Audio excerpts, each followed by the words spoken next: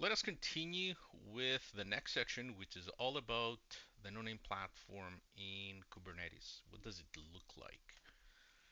How we can configure it, and so on. The information that you see in these diagrams, I guess, is all taken straight out of the documentation, right? You can go to the documentation by clicking the link in the recommended setup. Actually, I can do it for you very quickly.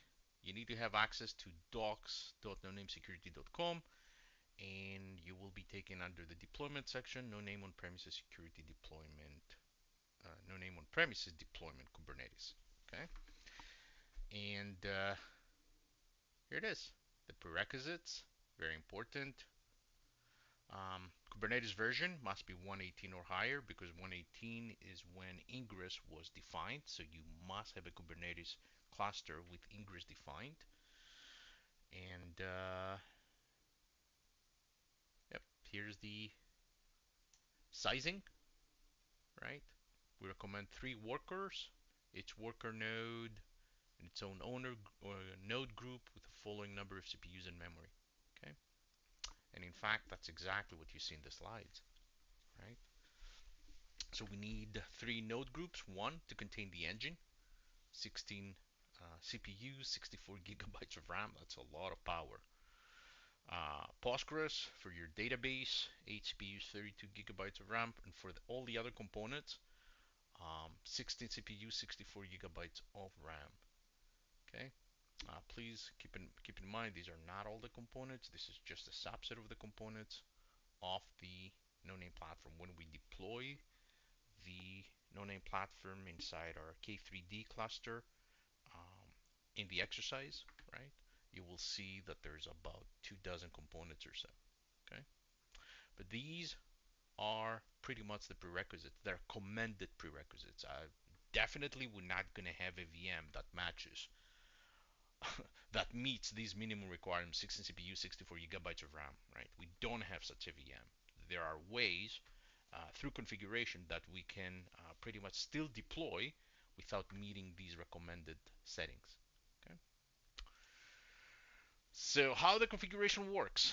Well, we do provide a Helm package. Okay, Helm package. A Helm package comes. There's 3 parts to the Helm package. It's the charts, the values, and the template files. Think of the charts as being your description of your package, the metadata of the package. Okay. Think of the values as being your actual configuration. And finally, the templates, it's a set of files that pretty much generate Kubernetes workloads, the deployment sets, the pods, the replica sets, the stateful sets, the jobs, and so on. That's what they do. Okay, but they're templates of a workload. Okay, and what happens is, and I'll explain it in more detail when we do the actual installation. What happens is the values are injected inside the different templates, and the actual workloads are generated, and then they are applied to the cluster. Okay, they're applied to the cluster.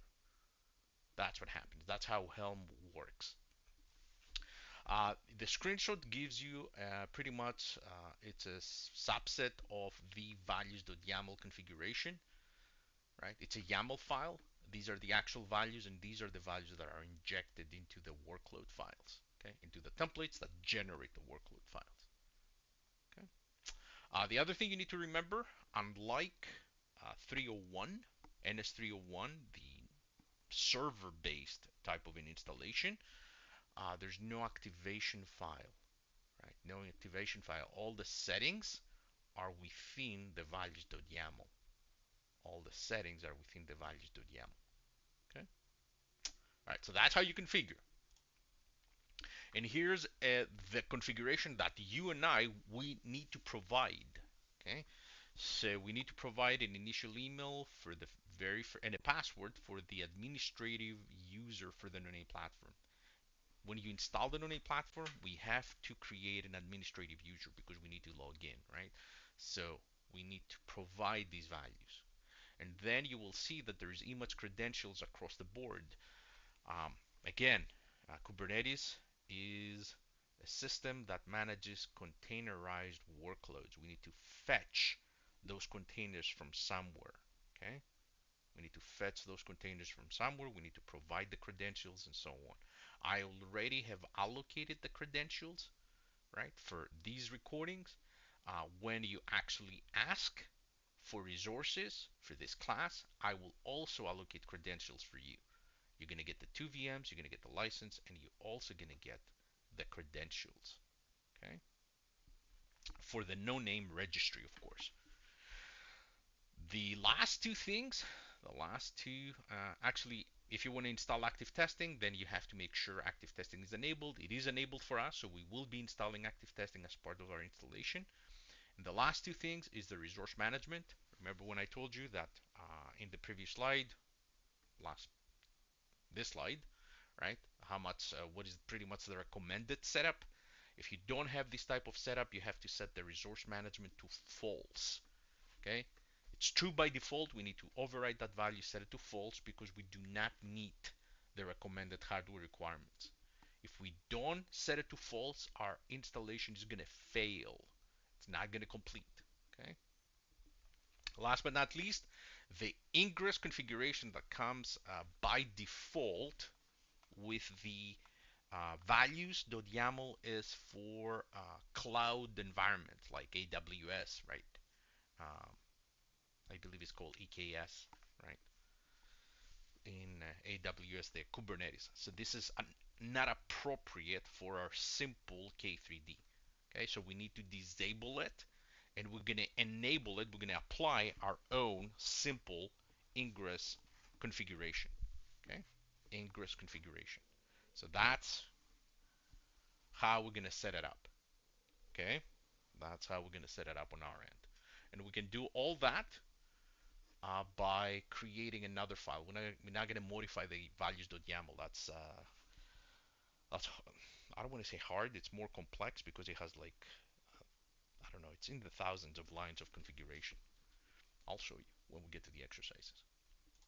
And with this, we have concluded the final slides section, right? The only slides you're going to see is pretty much the exercises slides and finally the summary, okay? The summary, right?